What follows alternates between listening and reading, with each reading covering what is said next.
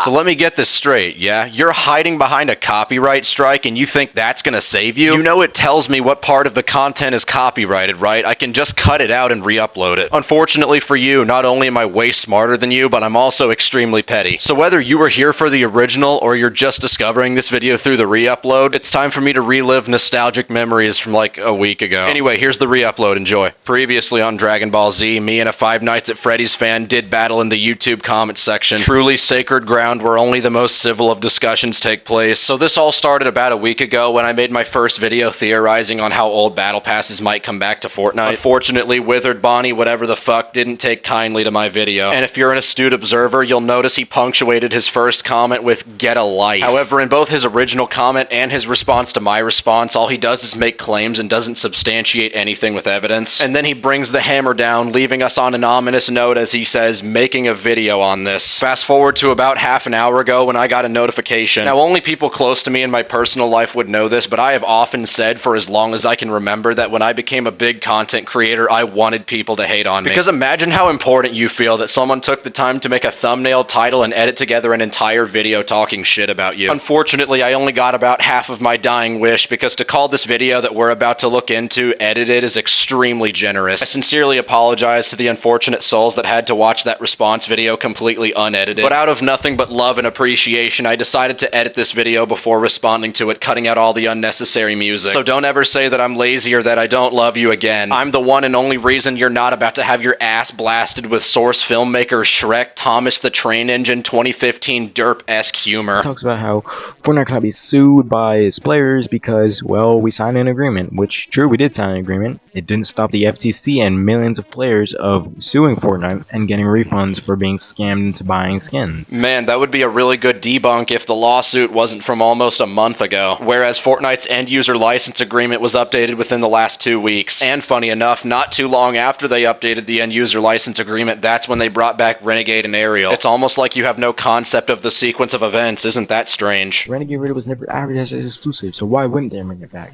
Which, yeah, if you look at the screenshot right here that he himself provided, it never says anything about being exclusive. It says that the season shop is an exclusive store, meaning that essentially these skins are exclusive to the season shop. And herein lies the problem with only responding to one of my videos on purpose when I've made multiple others trying to articulate myself better. My videos on the subject were not that long. It doesn't take any degree of super sleuthing to find out where I said this. However, I will repeat myself and paraphrase the same point that you for some reason either skipped over or by some miracle just didn't see. Even if you want to play word games and say that only the season shop was exclusive, I can then ask, okay, why did the season shop come back then? They could have just as easily put them in the item shop. The Battle Pass icons were updated, the OG ones, which they weren't updated, they were just moved to a different folder. They're still the same ones, and that's the biggest thing about this. They're the old ones. Why would they keep the old ones? They would probably make new ones, new renders. You know, Aerial Soul Trooper himself had the OG render changed to a new render for the item shop. I clarified this in one of the videos that you of course didn't watch. Unsurprisingly, you didn't bring up the name of the folder they were moved to, which is called Offer Catalog. But let's be extremely generous to you and say that the Offer Catalog means absolutely nothing and they just thought it would look cool. Even if that folder didn't have a meaning, the Battle Pass assets weren't even in the files anymore and they were added back. Completely untouched for ages and they were added to the files. Even if they weren't updated, that to me sounds like evidence. Not only that, but Fortnite proved they don't always make new assets. Renegade Raider looks the exact same as she always has. We already have the remixed OG passes. You know, these OG passes, they don't include the actual OG skins. They only include these kind of different versions. They're like slightly different, updated versions of these skins. So that's number one. They're not going to be bringing them back because we already have a variance of them being the OG pass. They wouldn't have never created the OG pass to begin with if they were planning on bringing them back. Really? So Reskins proves the originals will never come back? Okay, do you want to explain why Renegade and Ariel are in the item shop right now even though we have an OG pass of remixes?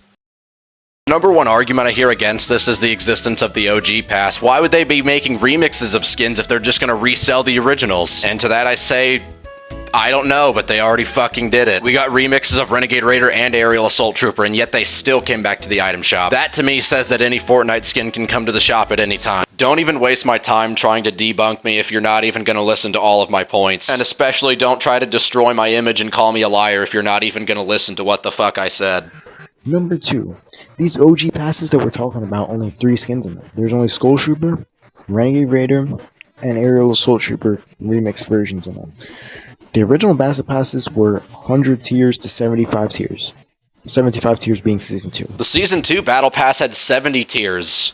Are you fucking high? Better yet, you turned off comments and the ability to see likes on your video. But not only did you block out any form of criticism, this coward, this spineless fucking weenie, calls anyone who disagrees with him a new gen when he doesn't even know how many tiers there are in a Battle Pass.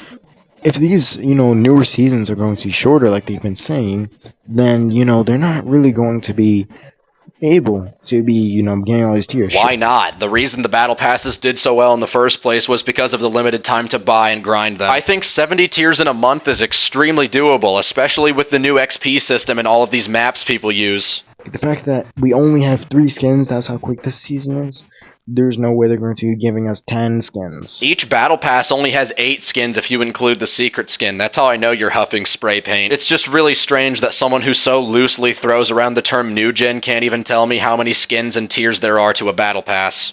This screenshot right here highlights Chapter 5 Season 4 and beyond as being able to be purchased in the future, maybe through the item shop. That's it. Chapter 5 Season 4 and beyond. Meaning from Chapter 1 Season 2 all the way to Chapter 5 Season 3. No matter what, they cannot bring them back. Let's play a drinking game. Take a shot every time he brings up a point that I've already debunked. If you survive until the end of the video, you have to leave a like and subscribe. Anyway, and I say this for the last time, that statement was regarding selling individual items in the item shop, meaning that they have not gone against their word if they resell an entire old Battle Pass. Regardless if they return or not, they will have original styles for them. And if they have these original styles, guess what? These people who are crying about them returning, like Aura, they're going to keep crying about the original styles. They're going to keep crying for them to get the original styles too. Why? Because people like Aura, they never cared about the skins. They never cared about Renegade Raider. And they won't care about Omega. They won't care about Black Knight. They won't care about the Reaper.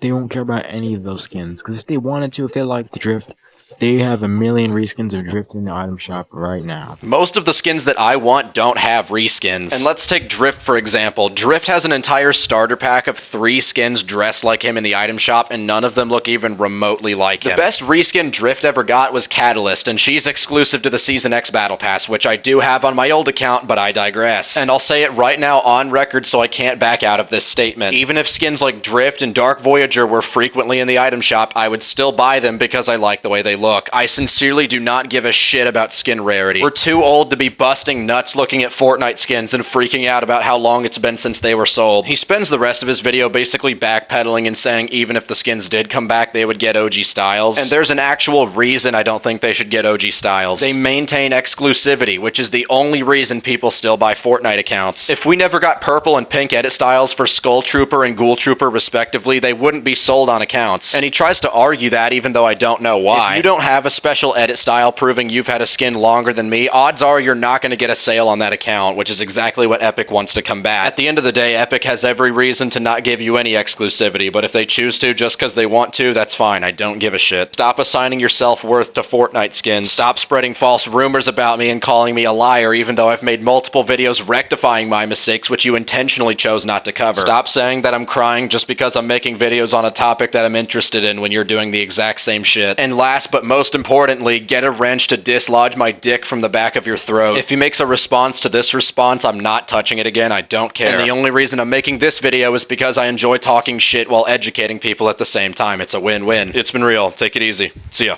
Big herd throbbing cocks wanting to be sucked. 18 naked cowboys wanting to be fucked. Cowboys in the showers at Ram Ranch on their knees wanting to suck cowboy cocks. Ram Ranch really rocks.